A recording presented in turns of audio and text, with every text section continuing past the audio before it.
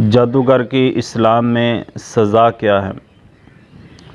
تمام محدثین ائمہ کے نزدیک جادو کرنا کرانا، جادو سیکھنا سکھانا یہ کفریہ کام ہے، کفریہ عمل ہے۔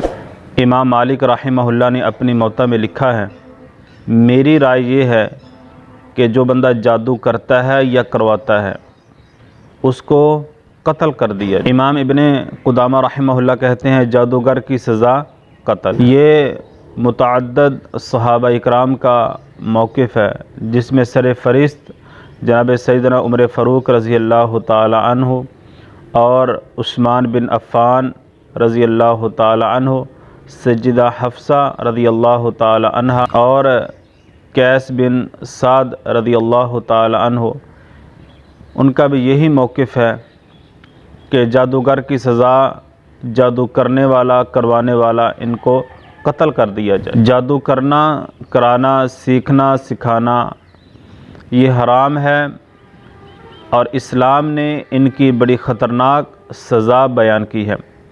اگر اسلامی حکومت اسلامی قوانین کے مطابق اسلامی نظام قائم ہے تو یہ ان کا حق بنتا ہے کہ جادو کرنے والے کو قتل کر دیا جائے۔ اسی طرح امام احمد رحمہ اللہ کہتے ہیں جادوگر کو قتل کر دینا 3 صحابہ سے ثابت ہے۔ تفسیر ابن کثیر میں یہ موجود ہے، فتح الباری میں موجود ہے۔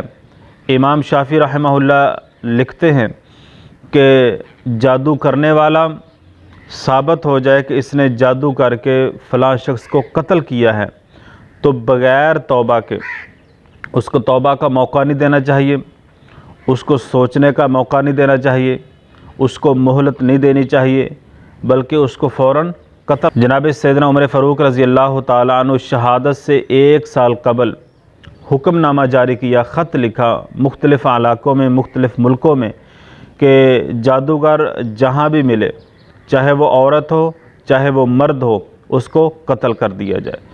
محترم ناظرین کرام، آج ہمارے معاشرے میں جادو اس قدر پھیل چکا ہے، ہر بندہ وہ اسی چیز کا رونا روتا ہے، مجھے میرے کاروبار کا مسئلہ ہے، پتہ نہیں کسی نے جادو کر دیا ہے، میرے گھر کا مسئلہ اتفاق و اتحاد کے ساتھ نہیں رہتے، بیٹوں کی شادیوں کا مسئلہ ہے، بیٹیوں کی شادی کا مسئلہ ہے، کوئی ایسی رکاوٹ بنی ہوئی ہے کہ جس کی وجہ سے ہمارے بیٹوں کے ہماری بیٹیوں کے اچھے اور مناسب رشتے نہیں آتے۔